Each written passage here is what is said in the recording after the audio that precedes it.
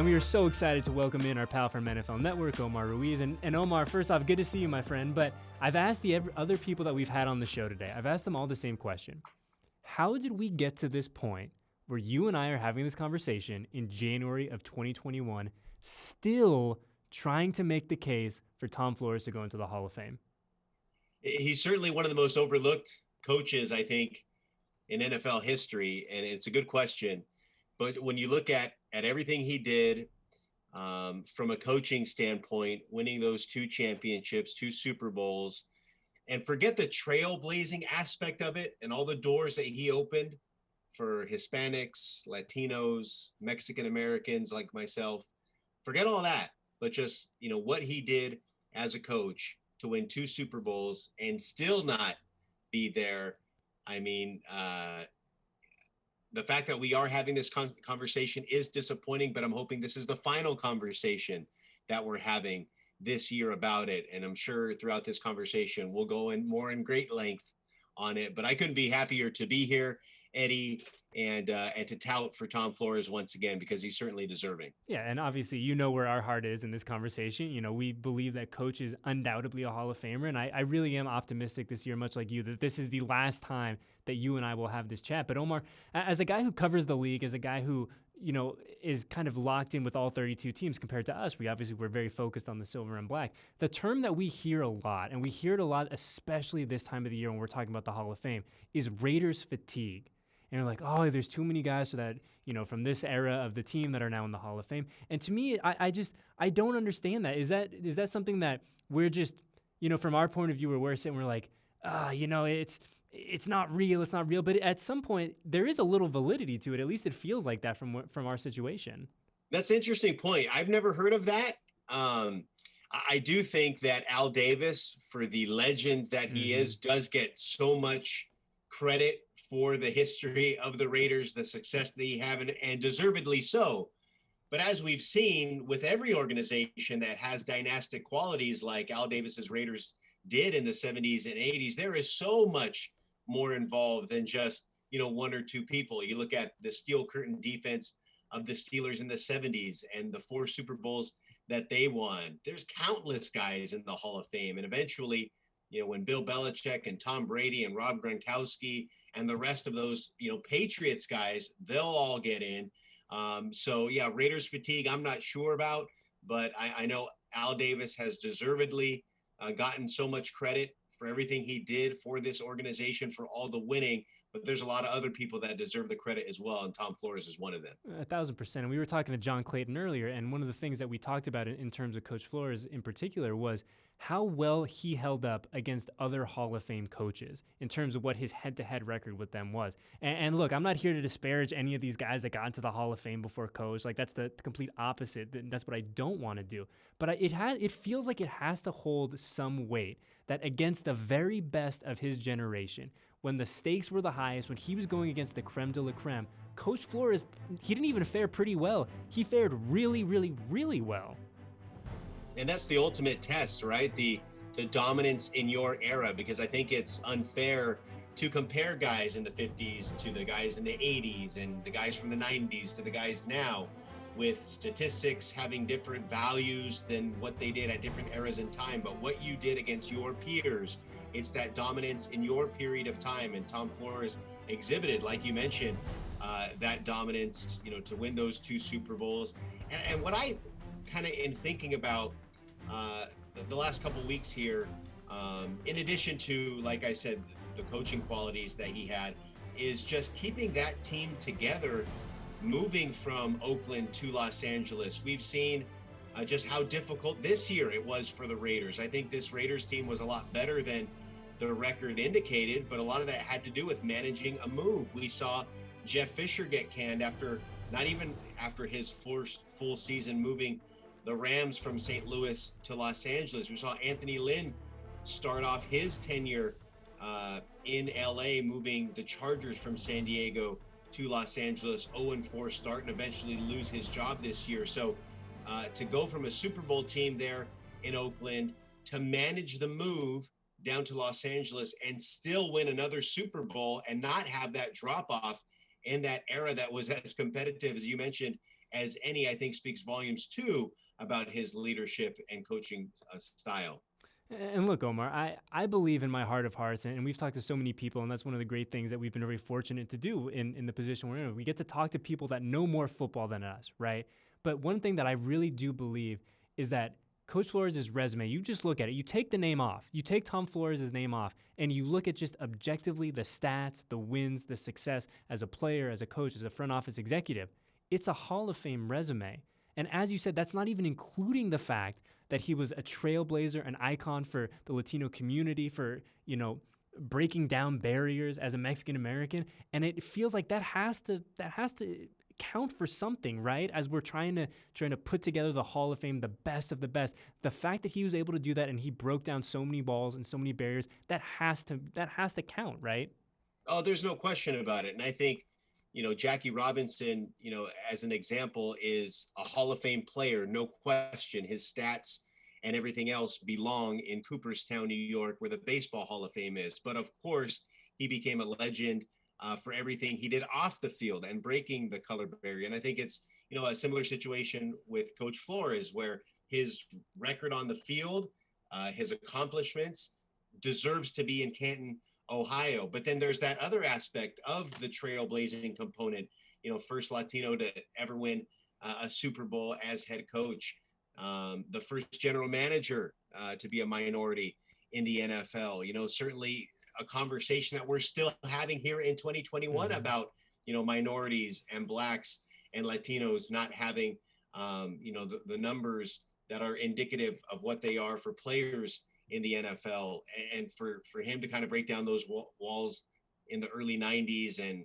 the late 70s, early 80s, and the different roles that he had, I think speaks volumes to everything that he dealt with and the barriers that he broke down. So no question, Eddie, that the accomplishments, the trailblazing component, it all equals a Hall of Fame caliber resume, and one that I hope, gets in this year. It's interesting, Omar, and this is kind of a quick aside, but you brought it up, so it kind of came to my mind. But you talk about, we're still having that conversation in 2021, right, about inclusion and making sure that everyone has a seat at the table, that everyone's included in that meeting, right? And I think that by and large, the NFL has done a really, really good job of increasing that inclusion, of making sure that football in all aspects is more accessible to everyone, regardless of what you look like, what God you pray for, any of that kind of stuff, right?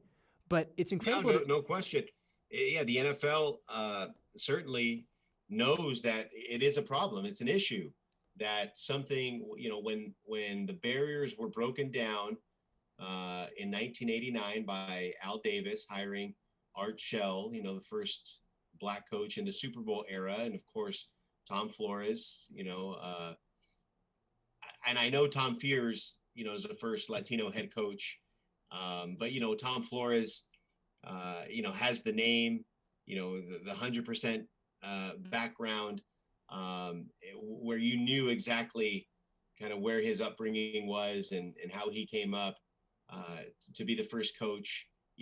So again, I know Fears was the first, but I think Tom Flores is the first to really, succeed at that Super Bowl type level, unequivocally, first to win the Super Bowl. And then to also, go down in NFL history as the first player, assistant coach, and head coach to win a Super Bowl. I mean, that's, those are all, I think, trivia that are attached to him, not necessarily Super Bowl Hall of Fame qualities, but it's all part of that resume that we talked about, that it's long overdue at this point. And the inclusion and the trailblazing aspects, again, are a part of his story, a very deserving story, no doubt. Yeah, I mean, and the resume, like we've said 1,000 times, it speaks for itself. I mean, you look at it objectively, and that he put together a Hall of Fame career.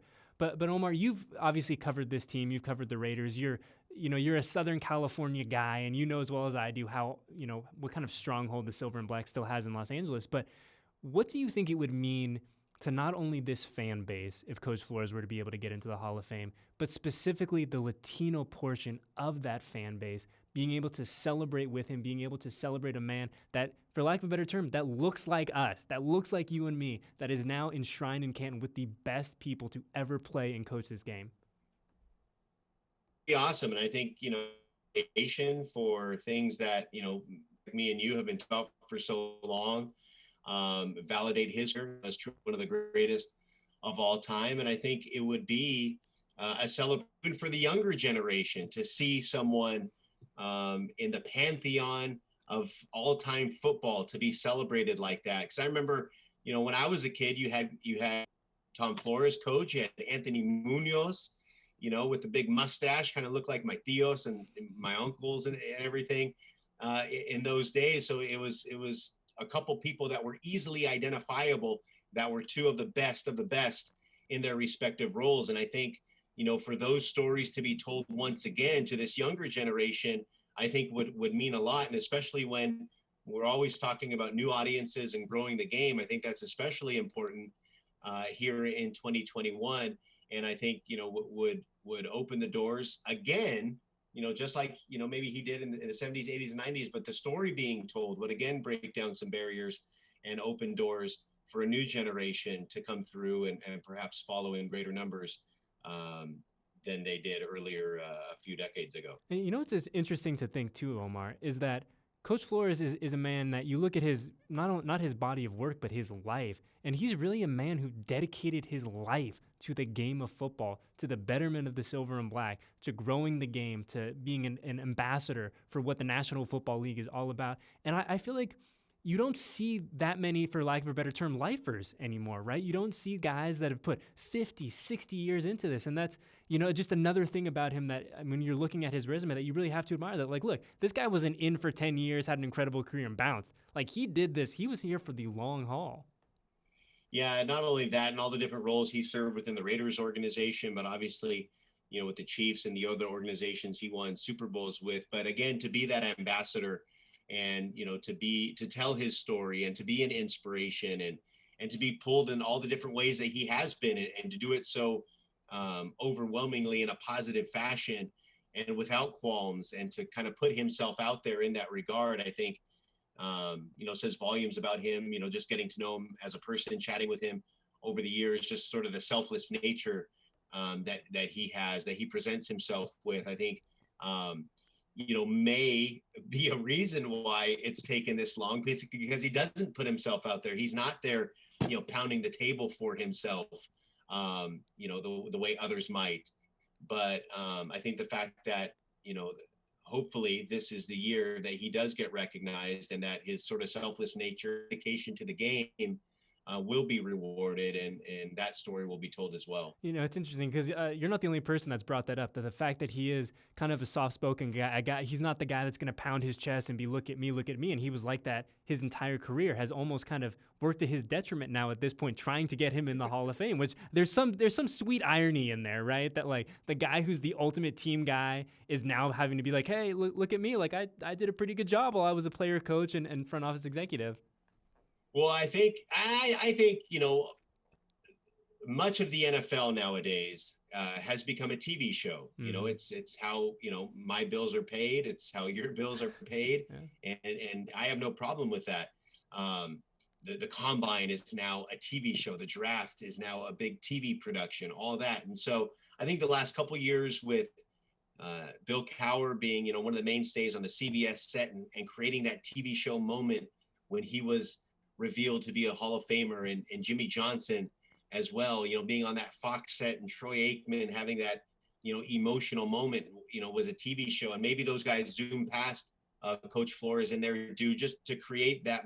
And I don't have a problem with it, as long as Tom Flores eventually is, because he is just as deserves as, honorable those two have been, and certainly just as belonging. So, if they can do a TV show moment, I'm glad Coors, is kind of having with that campaign, the Ice Man, as long as it is, then everything else is all good. But I think it should be noted that, even the Hall of Fame, the announcements and everything have had an entertainment flair to them, and hopefully they can attach Tom Flores' name to that this year and tell that great story. Yeah, I mean, you're 100% right. And it's not a bad thing. It's not a good thing. It's just the way of the world, right? We're now in the business, yeah. All of us, we're in the business of entertainment. We're in the business of giving people a show. And the Hall of Fame is not immune from that. But just wrapping up with our friend Omar Ruiz. And Omar, I'll just ask you this. If you were to try to tell your kids one day the importance of Tom Flores, why he is a Hall of Famer, what he brought to the game. I mean, what would you tell them in terms of why he is who he is, I guess, for lack of a better term? Well, for me, I would tell them, hey, he comes from a farm town, grew up, very modest means, just like your grandparents did. I would say this, to my kids, and he accomplished this great American dream, just like we all can, through hard work and dedication and selflessness, and really set an example in that way. And by the way, he won 2 Super Bowls and made all sorts of accomplishments and firsts throughout his life in the NFL, and the dedication to the game of football, and did so with a positive spirit, with a friendly face, a welcoming attitude, even in his post years, as a member of the media and being a voice of the Raiders on the broadcast team, and has really literally done it all in football as a player, a starter, a backup, an assistant coach, head coach, and I couldn't be, someone who's more proud of, Tom Flores to represent us that way. So I think that's something I'd share with my kids, and hopefully when I do tell them the story of Tom Flores, it'll be in Canton looking at his bust. Very, very well said. Well, hey, Omar, we appreciate you so much for carving out some time for us this afternoon. Stay safe, stay healthy, and hopefully the next time we see you, we won't be doing the Zoom thing, right? I'll be able to come, say what's up, give you a handshake, and maybe it'll be in Canton at the Hall. And we can, celebrate in person this. So we're keeping our fingers crossed, certainly. And yeah, Eddie, always great to hear from you, and look forward to seeing you in person once again.